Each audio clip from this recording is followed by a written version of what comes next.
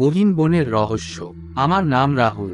ছোটবেলা থেকেই ভৌতিক গল্পের প্রতি আমার আগ্রহ প্রচুর ছিল। যত ভূতের গল্প শুনেছি বা পড়েছি, ততই যেন কৌতূহল বেড়েছে। একবার আমি এবং আমার কিছু বন্ধু ঠিক করলাম এক গহীন জঙ্গলে ক্যাম্পিং করতে যাব। জায়গাটির নাম ছিল কুসুমপুর, যা আমাদের শহর থেকে প্রায় 50 কিলোমিটার দূরে। কুসুমপুরের বন নিয়ে অনেক রহস্যময়ী গল্প প্রচলিত ছিল।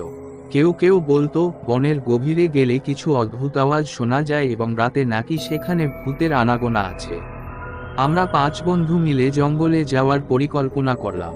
দিনের বেলায় আমরা সেখানে পৌঁছালাম এবং একটি ছোট খোলা জায়গায় আমাদের তাঁবু গেড়ে ফেললাম।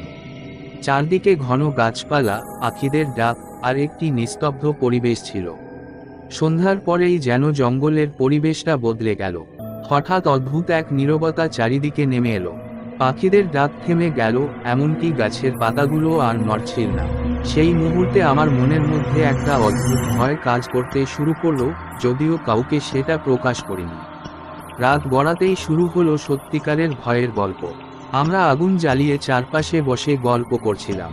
হঠাৎ দূর থেকে একটা করুণ শব্দ শোনা গেল, যেন কেউ কাঁদছে। আমরা সবাই চুপ হয়ে গেলাম। শব্দটা আরও কাছে আসতে থাকলো। আমাদের সবার মনে তখন ভয় কাজ করছিল। বন্ধুদের মধ্যে অনেক সাহস করে উঠে বলল, চল দেখে আসি কে কাঁদছে। আমরাও তার পিছু নিলাম, কিন্তু যতই সামনে এগোলাম ততই শব্দটা দূরে সরে গেল। জঙ্গলের আরও গভীরে চলে এলাম আমরা। হঠাৎ আমাদের সামনে এক বৃদ্ধা উপস্থিত হলো।